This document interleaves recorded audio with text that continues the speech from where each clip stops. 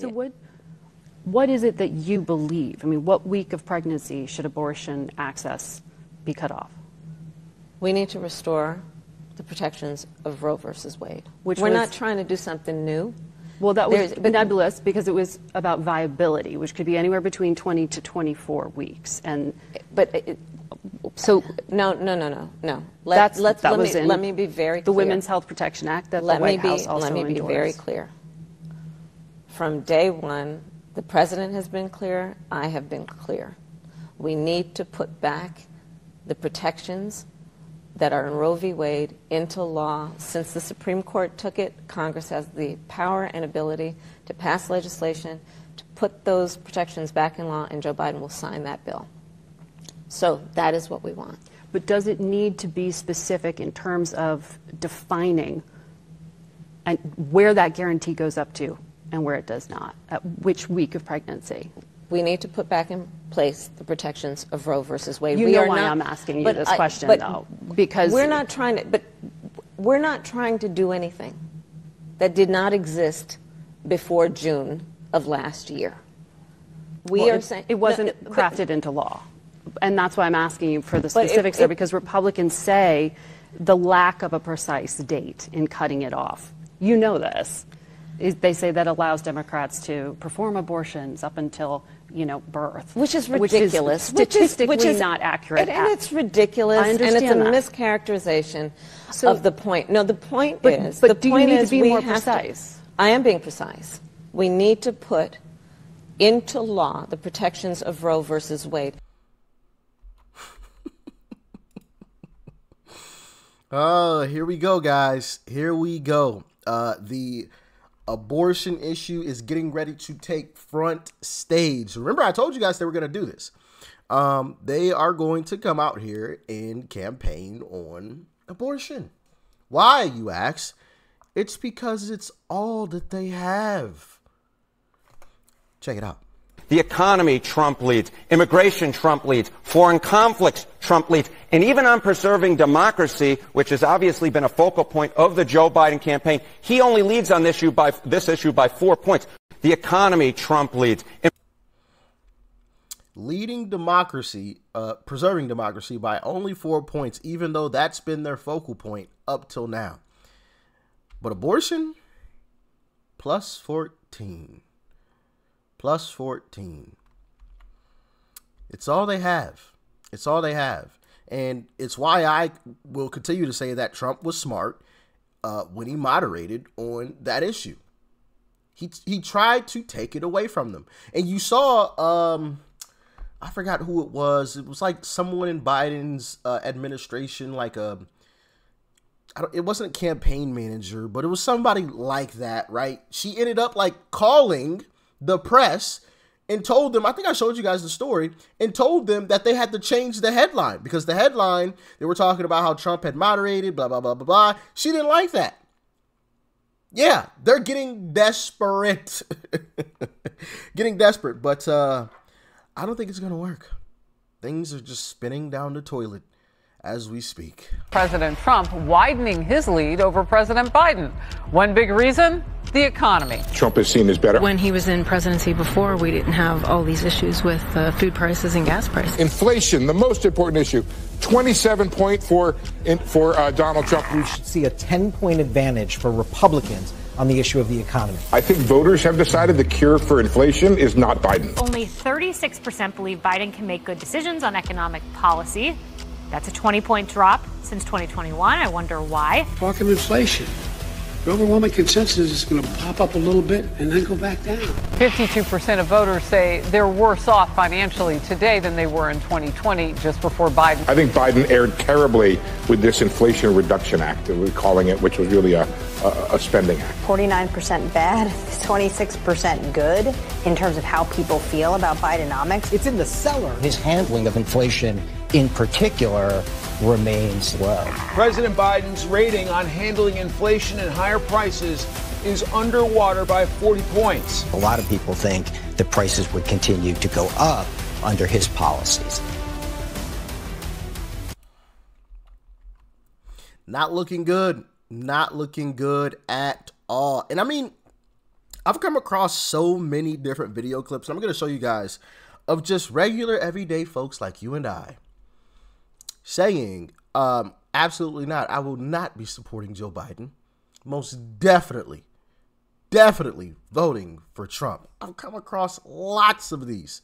Here's a few. So obviously you like Trump. Why is that, Virginia? Well, I've never voted for the party. I've always voted for the man, and he is the man. Yeah. So, but I've always felt that my number one priority was that I wanted to feel safe in my country. And so I vote for whoever's going to protect us from foreign and domestic terrorists. And I think Trump is the number one person that will do that. Social Security, health care and all that is secondary. But if we can't go to church, if we can't go to school where we want to go to without being harassed, something's wrong with that. Right. And Trump will fix that for us. Right. So go Trump. So obviously you like Trump. Why? Go Trump. I don't vote for party. I vote for the man. Well said. Well said. I had another video and now I don't know where it went. Goodness gracious. Where did it go? That's weird. Where did that clip go? Anyway, like I said, I've got more of these anyway, even though I lost one. High prices, you go in and get a bag or two and it's almost $150. And under President Trump, it was a family could actually afford some groceries. We were so much better under Trump. We had money. We don't have money now.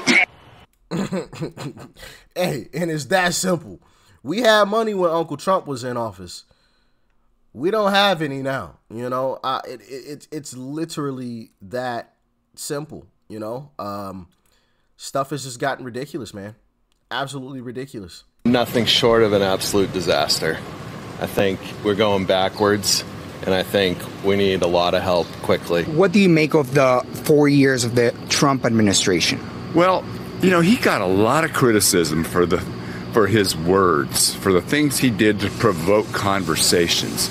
But I cannot think of a single policy of the Trump administration that I disagree with. I think it was a massive success because for the first time in a long time, I think it felt like we had someone who understood how to negotiate and run a business. Nothing. Come on now. Hey, like I said, I've got lots of these clips, man. Lots of these clips.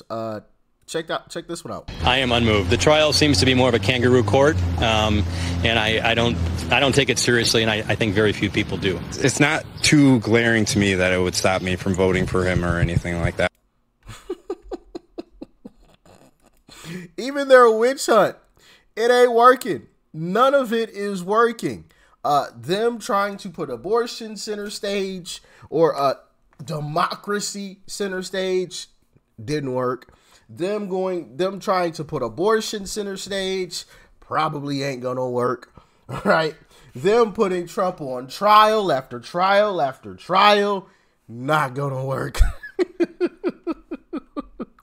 None of it is working. Living paycheck to paycheck. Sir, how do you feel about this economy under Joe Biden? I really believe it's the worst it's ever been. We need to get somebody like Trump back in office because he really cares about the middle class people.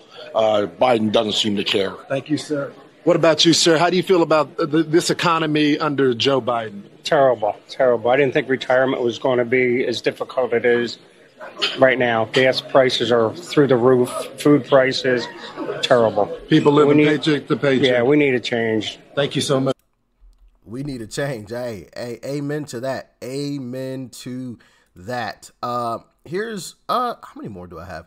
I'll just play this last one. I'll play this last one for you guys. Goodness gracious. I mean, literally everybody. Who do you like and why? I would say I'm leaning towards Trump. I mean, just like we've just heard that, you know, you vote for the man who's going to do the most for our country, and I would say that would be. Yeah. What do you think about all these protests on college campuses since you're a student? It's really unfortunate to be seeing, you know, being a senior myself and having my graduation in 2020 canceled. It's truly upsetting to see that Southern California is canceling their graduation because of such protests. So I'm very fortunate to be in South Carolina where this isn't as much of a problem, but it's definitely very upsetting to see. All right. I'll be. And I could keep going with those video clips. You know what I mean? Like there's an endless stream of those types of clips. And let me say this. Once again, the only thing that scares me is us not showing up in the numbers that we're supposed to. Because some people got comfortable. And once again, I don't mean us. I mean the rest of us, right? The folks that may not be watching videos like mine or whomever's, right? The folks who support Trump and want Trump back in office, but are seeing all of this great news and they're like, well, we got it in the bag. We got it in the bag. You know, that's the only thing that worries me at this point. I'm watching Democrats literally try everything. And to me, that says panic. To me, that screams desperation. When you have someone from the Biden administration allegedly calling news stations, right, to change their headline, that screams desperation to me. That screams, I am scared. We're on the brink of being kicked out of here. We've got to do something.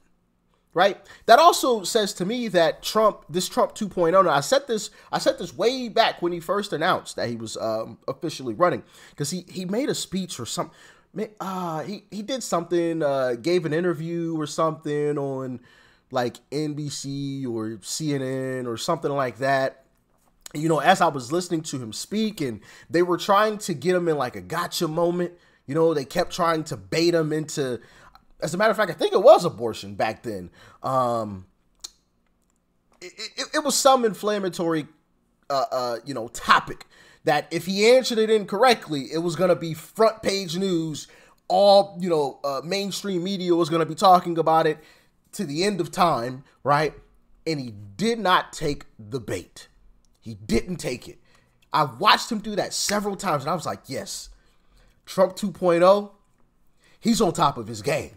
He's on top of his game. And then again, when he came back more recently, and was asked about the whole abortion issue and the way that he navigated that, I was like, oh yeah, let's go. It's go time. It's go time. You know, him moderating, and I get it. You know, some folks may not agree with it, but at the end of the day, we gotta win. We gotta win. If you truly want to save lives, you're going to have to moderate for now. Re-educate the population. Represent the question. Right? As a matter of fact, I think abortion is actually on the ballot in several states. Florida being one of them. And I believe Nevada, maybe? I could be. I'm pretty sure it's on the ballot in Florida. But then there's like 2 other states as well. Ohio had it on the ballot last year. And they voted to keep abortion, to keep it legal, right? So that's the only issue that I could ever see Republicans having in terms of, the 2024 election, is the abortion issue. That's literally all Democrats have. That's all they've got. So you take that away, it's a landslide. Landslide. So just from a strategic point of view, why not take that away? Like, that's just smart. That's just smart. And some people are going to say, well, I don't want to compromise my values, and I want to save kids. One, you're not compromising values. Trump said it's up to the state, which is true. It's not even up to the president anymore. And 2, you're putting more kids' lives at risk by planting your flag on that issue, because we've seen that issue be a losing issue. Y'all remember the red wave that we were supposed to have in... was that 22? Was that 2022? Was that 23? Y'all remember the red wave we were supposed to have, and it turned into more of a red mist. What was on the ballot? What were Democrats campaigning on? Exactly. Abortion. It's a losing issue through and through. Unfortunately, it is. And we know if Democrats had their way, they would make abortion legal at any point in time, which then puts even more kids' lives at risk. So the best way to navigate this issue is to moderate for now, educate the population on what it is, the risks, the negatives, all the good stuff, right? And then represent the question. That's how you navigate out of this. That's the sensible way to navigate out of this. And that way you save the most lives. But y'all let me know if I'm crazy. Talk to me, please.